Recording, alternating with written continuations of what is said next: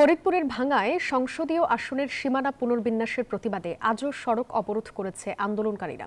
মহাসড়কের পাশাপাশি রেলপথও অবরোধ করা হয়। সকাল থেকে ঢাকা, খুলনা, ফরিদপুর, বরিশাল মহাসড়কের ভাঙ্গা উপজেলার বিভিন্ন স্থানে সড়ক অবরোধ করে বিক্ষোভ করছে স্থানীয়রা। অবরোধের কারণে এই রুটে সকল প্রকার যানবাহন সকাল থেকে বন্ধ রয়েছে। এতে দুর্ভোগে পড়েছেন যাত্রীরা। একই দাবিতে পাবনায় সকাল সন্ধ্যা হরতাল চলছে।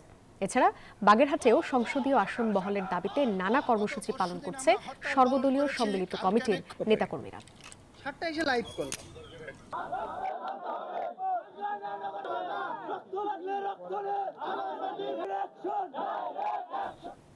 এ বিষয়ে বিস্তারিত জানাতে আমাদের সঙ্গে যুক্ত হচ্ছেন সহকর্মী খায়রুজ্জামান সোহাগ।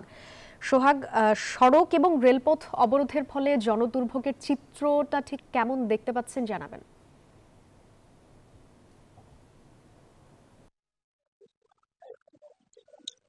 ধন্যবাদ। সাদিয়া, আপনি যেমনটি বলছিলেন যে ফরিদপুর ৪ আসনের পুনর্বিন্যাসের প্রতিবাদে বেশ কয়েকদিন ধরেই কিন্তু এই মহাসড়ক অবরোধ করে চলছে স্থানীয়রা।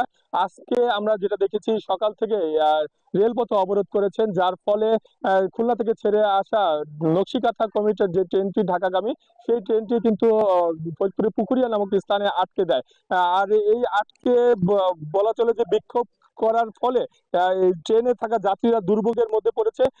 আমি এই মুহূর্তে আছি ফরিদপুর বরিশাল মহাসড়কের ভাঙ্গা গোল চত্বর এলাকায়, যেখানটাতে দেখা যাচ্ছে রাস্তার পাশ দিয়ে শত শত যানবাহন দাঁড়িয়ে আছে এই সড়ক দিয়ে চলাচল করার অপেক্ষায়। কিন্তু এই বিক্ষোভকারীরা এই ভোর ৫টা থেকে এই যানবাহনগুলো আটকে দেয়, যার কারণেই এই যাত্রী সহ এই ট্রাকের যে ড্রাইভার হেল্পার রয়েছে তারা কিন্তু দুর্ভোগের শিকার হচ্ছেন। কেননা আশপাশে কোনো দোকান না থাকার কারণে তাদের থাকা খাওয়ার যে সমস্যা, সেটা কিন্তু সীমাহীন দুর্ভোগে পরিণত হয়েছে। আপনাদেরকে আরেকটু কথা যদি জানিয়ে রাখি, আজকে সকালে যে কমিউটার ট্রেনটি আটকে দেওয়া হয়েছে, বলা যায় যে একদম মাঝ চকের মধ্যে এই ট্রেনটি আটকে দেওয়া হয়। সেখান থেকে যাত্রী যারা রয়েছে তারা পায়ে হেঁটে তাদের গন্তব্যস্থলে যাওয়ার চেষ্টা করছে। যেখানে দেখেছি আমরা ছোট ছোট বাচ্চা থেকে শুরু করে নারী, বৃদ্ধ সবাই কিন্তু সীমাহীন দুর্ভোগের মধ্যে পড়েছেন।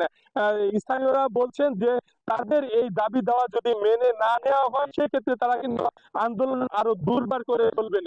তবে আমরা কথা বলেছিলাম যাত্রী সাধারণের সঙ্গে, তারা আমাদেরকে যেমনটি জানিয়েছেন যে তাদের এই তাদের এই যে সমস্যা, সেই সমস্যাটার সমাধান চান এবং নির্বিঘ্নে তাদের যাতায়াত করতে চান, এমনটা কিন্তু আমাদেরকে জানানো হয়েছে।